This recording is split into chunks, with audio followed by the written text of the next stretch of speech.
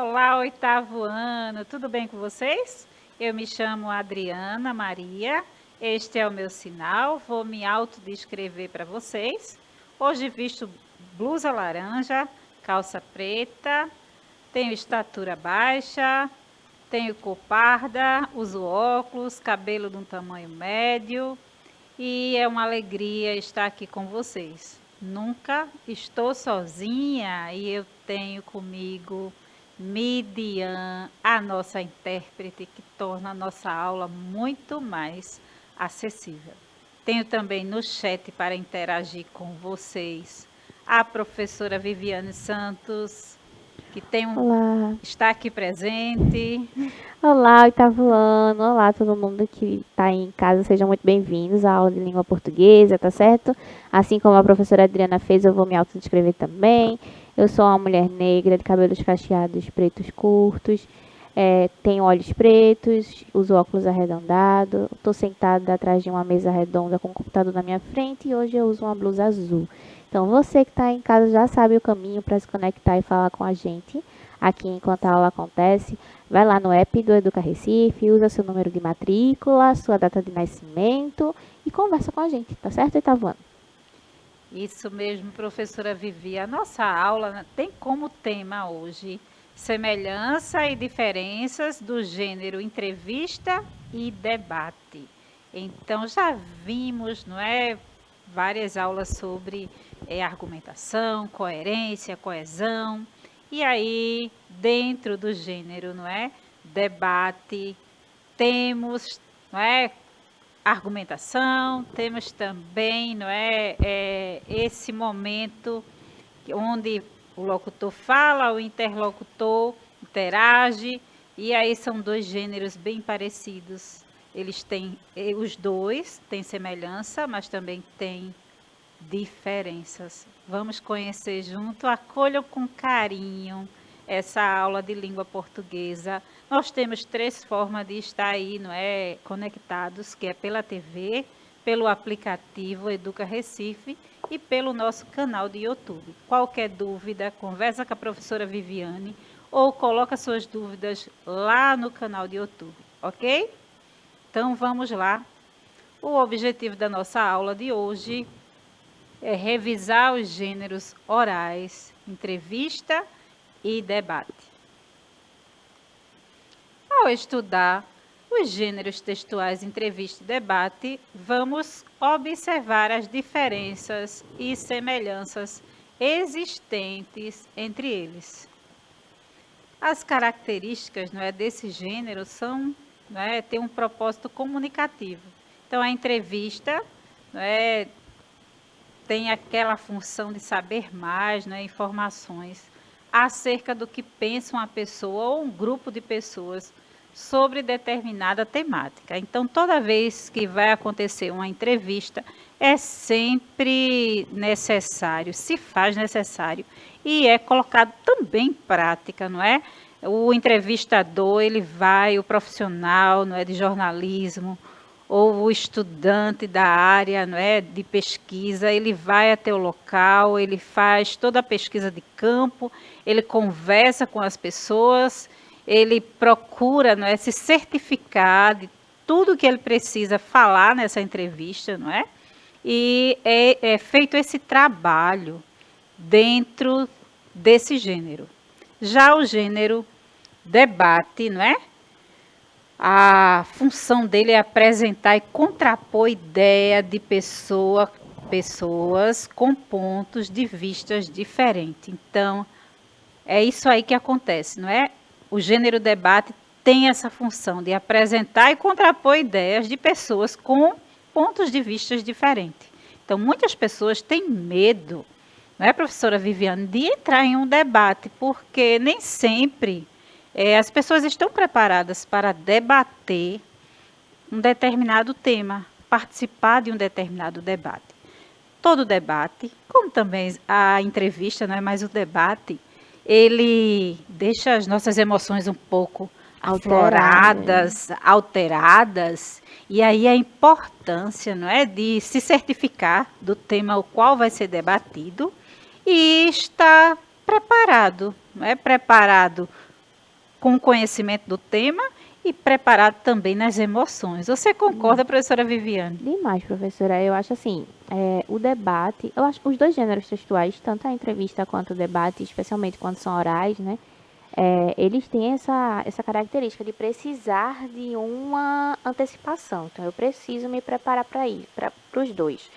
E eu me preparo, a entrevista talvez nem tanto, né? Porque eu sei a minha história. Dependendo do tema da entrevista, se o tema da entrevista for a história da minha vida, é claro Sim. que eu tenho base para falar sobre isso, né? Agora, o debate, ele vai exigir temas mais específicos, né? Se eu e a professora Adriana estivermos concorrendo para presidente de classe, por exemplo, somos as duas do 8º ano. Então, eu e ela queremos ser a representante de classe. Como é que a gente vai debater aqui os temas? Quem é que vai ser uma governante melhor para o 8º ano? Sim. Né? Então, quando a gente está de frente para um debate, se a gente não faz essa pesquisa do que é interessante, quais são os interesses da turma, Sim. o que é que ela quer fazer ao longo do ano, se ela quer fazer uma viagem, se ela quer colorir a escola no São João, se ela, o que é que essa turma quer fazer, né? Quer fazer uma feira de conhecimento sobre um tema específico. Então, quando a gente está num debate, a gente normalmente quer expor as nossas opiniões acerca do tema, muitas vezes para ganhar alguma eleição, ganhar a credibilidade das pessoas que estão ali escutando aquele debate. Então, a gente precisa convencer. O debate é para convencer o outro de que as suas ideias são as melhores para aquela circunstância.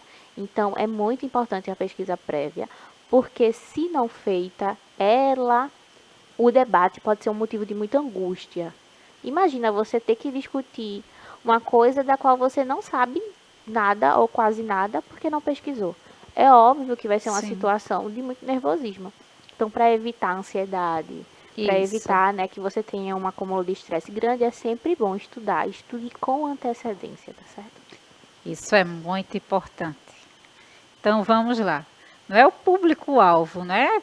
Público-alvo da entrevista é todas as pessoas que se interessam pelo assunto. O debate, vocês percebem aí a semelhança? Então, no debate não é diferente, não é? O público-alvo será todas as pessoas que têm interesse, não é? Por aquele conteúdo que vai ser debatido. Então, meio de circulação da entrevista e do debate, não é? Então, está sempre, não é, circulando, não é, nos jornais impressos, né? Os jornais também, que é exibido na TV, revista, TV, rádio, livros. Tanto na entrevista quanto no debate, qual a modalidade que predomina? Então, a modalidade da língua predomina a produção na linguagem oral, mas pode ser transformada em linguagem escrita, a depender do meio de circulação. Se é em uma revista, claro que será escrita, não é? Se é no rádio, na TV, será exibido esse debate, não é? Oralmente, com a presença dos debatedores, né, daquele momento. E a modalidade textual, não é? É a argumentação.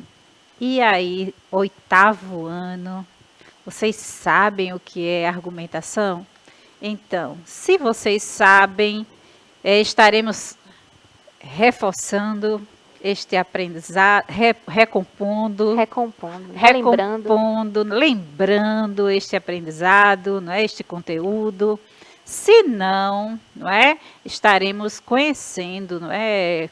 De uma forma mais detalhada, que modalidade é essa, qual é a sua função, vamos ver?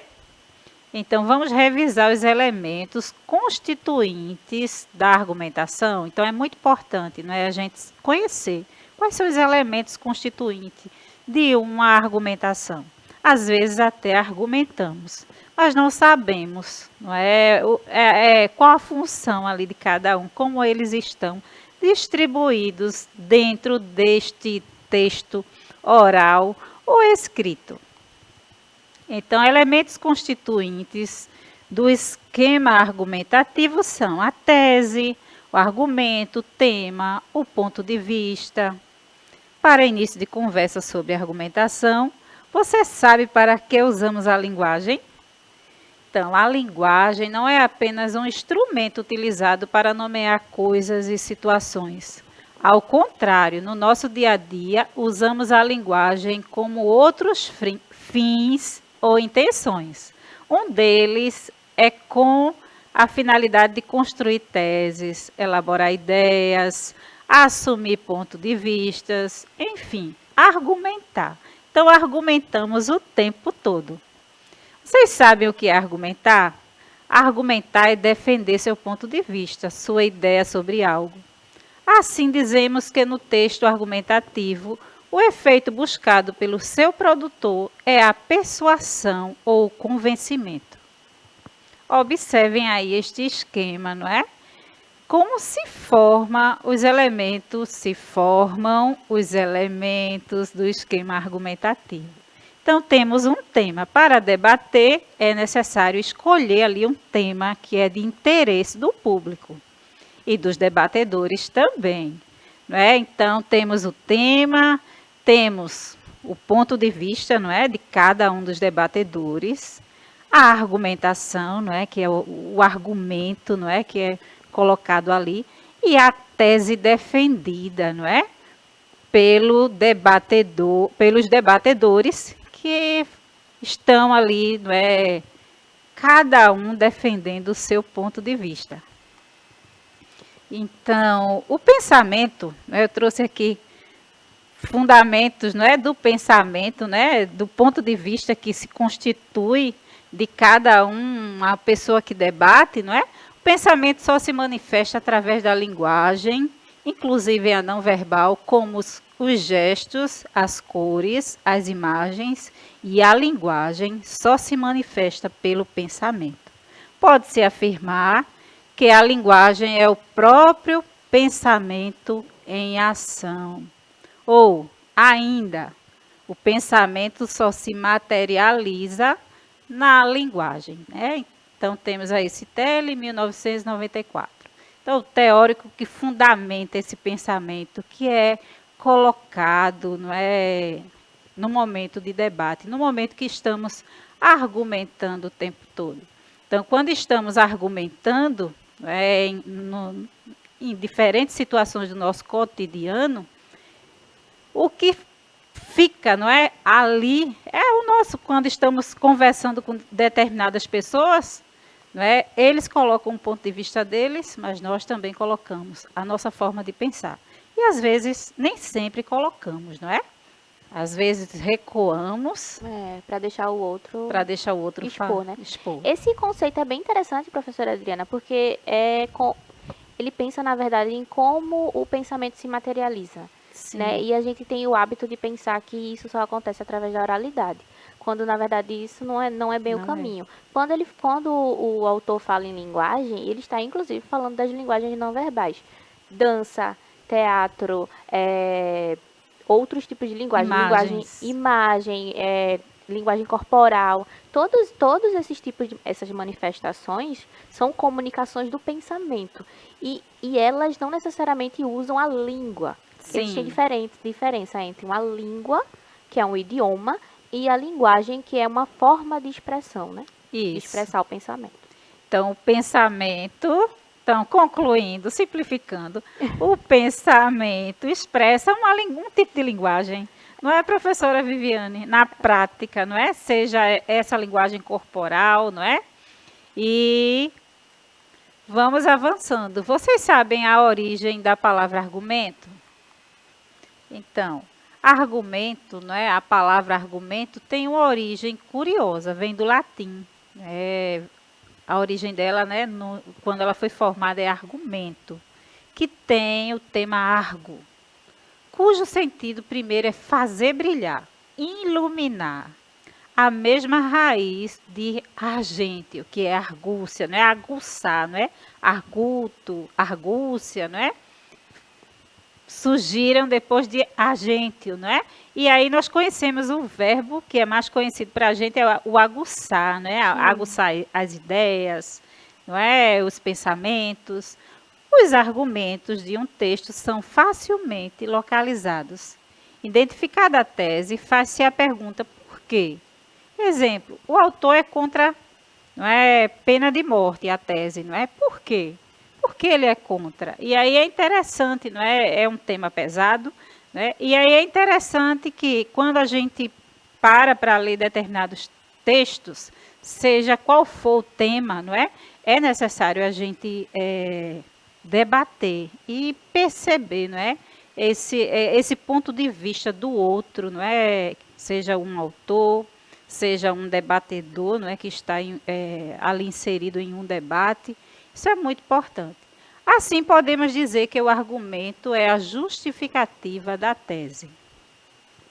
Tipos de argumento, não é? Então, nós temos o argumento de autoridade. Que argumento é esse que está ali, não é? Incutido na tese defendida? É aquele que se apoia no conhecimento de um especialista da área.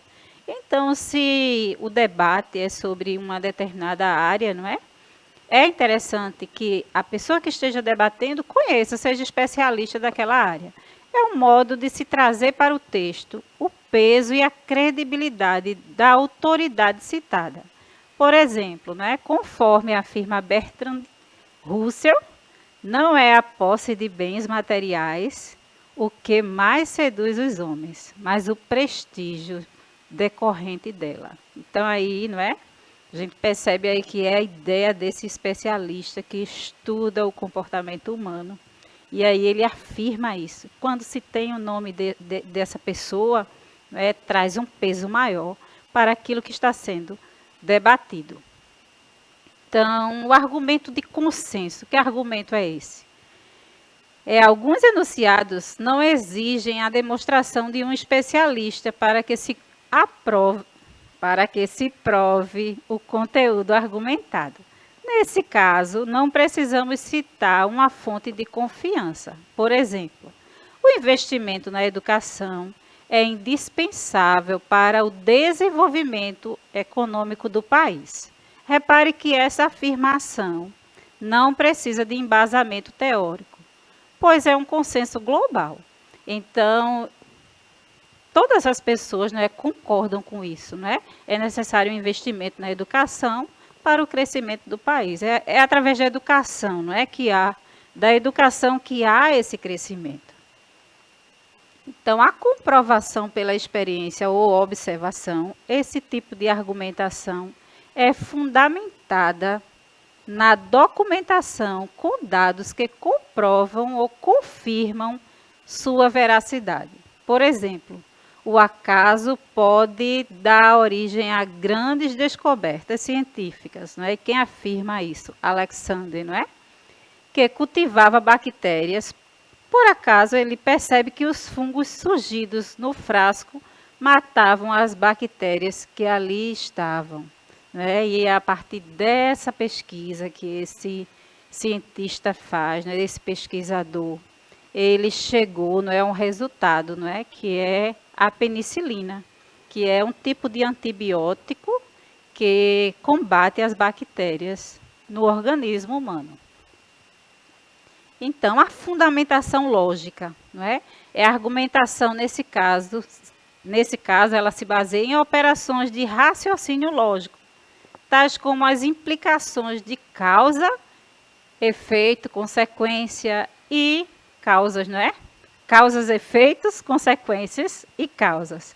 Então, a fundamentação lógica, ela está baseada nisso, não é? Então, tem uma causa, tem uma consequência, não é? Por que isso causou essa situação, não é? É uma comprovação lógica dentro do fato. Então, quando estamos argumentando, não é, e falamos de determinada situação, é necessário também, né, nessa argumentação aí, mostrar a causa, não é, e a consequência. Qualquer um desses tipos de argumentos citados é válido na construção de um texto argumentativo. Então, a relação entre tese e argumento. De modo geral, a relação entre tese e argumento pode ser compreendida de duas maneiras principais. Argumento, portanto, tese, ou tese, porque argumento. E aí, como é que isso se dá, não é? Quando você o argumento é aquilo que você está falando e a tese é o que você está defendendo, não é? Você está defendendo algo, então você argumenta. E dentro desse argumento se comprova, não é? É necessário você ter, é importante, não é? Você citar, ter um argumento de autoridade, um especialista da área, você ter um argumento de consenso, né, onde é comprovado, não é, por muitas pessoas que é necessário que aconteça, não é, tal mudança e também essa fundamentação lógica, não é? Mostra a causa, mas também mostra a consequência. Então, nós temos outro exemplo aqui. O governo gasta todos os anos bilhões de reais no tratamento das mais diversas doenças relacionadas ao tabagismo. Os ganhos com os impostos nem de longe compensam o dinheiro gasto com essas doenças. Além disso, temos aí os termos usados aqui de adição, ainda e também que tem essa relação de adição.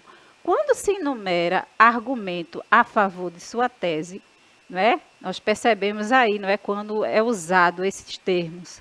As empresas têm grande prejuízo por causa do afastamentos de trabalhadores devido aos males causados pelo fumo. Portanto, nós temos aí, portanto, logo, por conseguinte, por isso, então, são conjunções, elementos aí que nós temos conectivos que levam à conclusão. Que poderiam substituir, portanto. Sim, inclusive. portanto, que dá essa substituição. Então, observe que a relação semântica de conclusão, é típica de um silogismo, que é mister que sejam proibidas quaisquer propagandas de cigarro em todos os meios de comunicação. E aí a gente percebe, quando se diz assim, portanto, é uma conclusão, Então nós estamos chegando ao fim e querendo dar uma sugestão, Então se não quer que se propague isso, então não divulga, Dá essa ideia dentro do texto. Então, vocês percebem aí, O governo deve imediatamente proibir toda e qualquer forma de propaganda de cigarro, porque uma vez, já que, dado que, pois a relação de causa, Ele gasta todos os anos bilhões de reais no tratamento das mais diversas doenças relacionadas ao tabagismo. E, muito embora, ainda que pode ser substituído, por e muito embora, ainda que, não obstante, mesmo que, Então, relação de oposição, Usa-se as concessivas para refutar os argumentos opostos. Os ganhos de impostos os ganhos com os impostos sejam vultuosos, nem de longe eles compensam o dinheiro gastos com essas doenças. Então, nós percebemos aí, essa relação de oposição, onde você pode usar esses termos trocando. Então, o tema que poderia ser abordado, nós temos aqui, o tema é o assunto abordado dentro do texto. A ideia a ser defendida, Dependendo da proposta, podemos escolher diversos temas e títulos para o texto. Muitos estudantes, porém, confundem o texto com o tema. Mas veja só, o título é uma vaga referência ao assunto abordado. Está faltando um A ali, tá, gente? Normalmente colocado no início do texto. Então, todo tema ele está, no início do texto. Então, exemplificando, o tema, Suponha que a proposta para dissertar seja a família. E aí você vai criar, com esse tema, com esse título aí, essa palavra família, você vai criar um tema. E aí, que tema você poderia criar? Eu trouxe um exemplo aqui, o título poderia ser as influências das redes sociais na família, Então, o ponto de vista, não é a ideia que o produtor do texto defende. Só existe argumentação porque há possibilidade de discordância. Assim, há alguém para ser convencido, justificando o trabalho de uma argumentação para defender de modo convincente um determinado ponto de vista. Não há imparcialidade na dissertação argumentativa. Assim, o produtor do texto que não se posiciona, que fica em cima do muro, seja por insegurança ou por medo de desagradar a banca, corretora, não é? Alguém que está ali, ou mesmo o professor, comete um grave erro, né? Ou o público-alvo que está ali assistindo. Então, as pessoas querem ouvir e sentir segurança, não é? Dentro de um debate qual está sendo exposto. Então, gente, a nossa aula voa, né? O nosso tempo vai embora. E agora deixamos uma atividade aqui para vocês, né? Produza um texto argumentativo e em seguida leia para a sua professora. Então, texto argumentativo é um texto que assombra, né? Assusta muitos estudantes. Mas precisamos perder o medo e começar a escrever, não é? A conversar com as palavras. Se tem alguma palavra que não se encaixa, troca por outra. Vê, não é aquela palavra que está mais próxima. E não deixa de escrever, tá? Essa prática de ler, reler, escrever, reescrever, ela deve acontecer todos os dias. Professora Vivi, vamos nos despedir. Vamos, oitavo ano. Infelizmente a aula acabou, mas foi muito rica. Espero que vocês estejam agora craques na hora de escrever seu texto argumentativo. A gente se encontra no próximo momento, tá certo? Um cheiro e até lá. Até mais, oitavo ano. Até a próxima.